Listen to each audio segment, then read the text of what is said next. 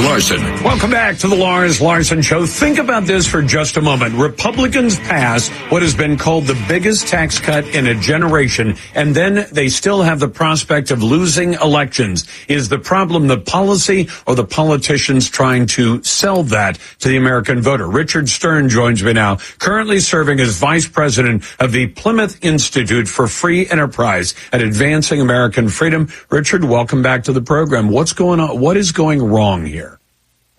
Hey, well, thank you so much again for having me back on our show. Always a pleasure to be here. You know, I think you hit up the nail on the head. A lot of people just don't feel confident selling the bill because, honestly, they don't know all of the amazing good provisions that are in the bill, and there are so many of them. But, you know, unless you take the time to drill into it, you could miss a lot of the good things in the bill. Well, let's start with something very easy. Tomorrow is April 15th. It's tax day. And by all the estimates, the amount of time that Americans spend filing their taxes has gone down. The estimate is 1 billion hours from just 2 years ago because the tax code is simpler. It isn't as simple as it ought to be. It's still 7 billion hours of work, but it's down from about 8 billion hours of work. That alone, and Americans are paying less in taxes. You would think that anybody could sell that, Richard, wouldn't you? Oh, absolutely. And, you know, that's something that I tell people and you do. And a lot of people don't really realize this, and, you know, it's been a few years, but the original tax cut done under Trump is what made that so much easier, so that, you know, for 90% of people, you would take the standard deduction and not have to have shoe boxes of receipts and deal with all these itemized deductions.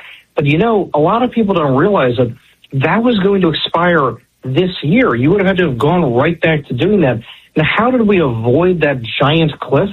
By passing the One Big Beautiful bill last year and signing it into law.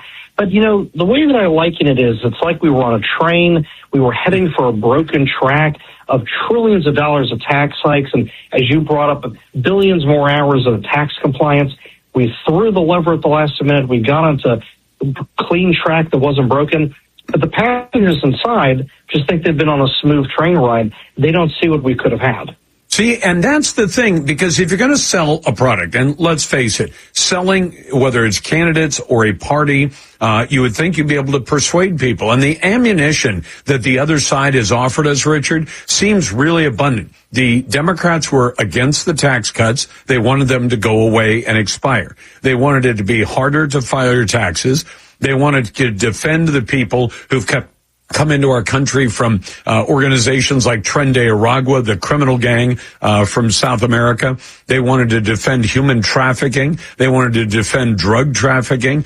They wanted the Iranian mad mullahs to keep their nuclear ambitions. I mean, have the Democrats got a single thing right in the last couple of years?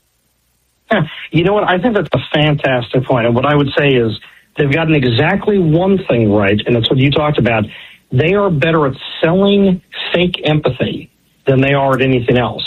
So I think you're right. They've got nothing right on policy. They don't have anything right in terms of what they offer. You know, you can look at the gerrymandering that the Democrat Party is offering in Virginia right now as an example of that. But they can sell empathy, though, and that's why we're talking here today. Well, the other thing, Richard, I'd suggest is that there were Democrats like Barack Hussein Obama, you know, the great constitutional scholar, who wanted gas prices to be high. I wish some reporters would start asking some of the Democrats, aren't you glad the gas prices are high? Isn't this what you all wanted for all these years, to get gas prices to the point where people couldn't afford to buy gasoline? Because that's what they've always said. Exactly. When you suffer because leftist moral goals are being satisfied, it's noble. But when you're suffering, when a conservative is in office, all of a sudden they've got a problem with it.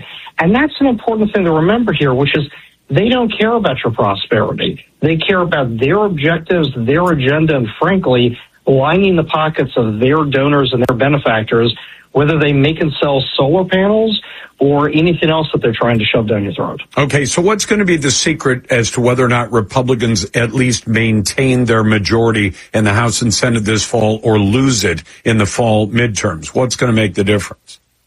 Well, look, I think it's important for conservatives to talk about what we're here for. That, conservatives believe in your individual freedoms, in your prosperity, that we know that you know how to run your life better than some bureaucrat in D.C., that we want you to have a better paying job, to keep your money, that we want the businesses that invest building jobs here in America and hiring people, we want them to keep that money so they can build new businesses and hire more Americans.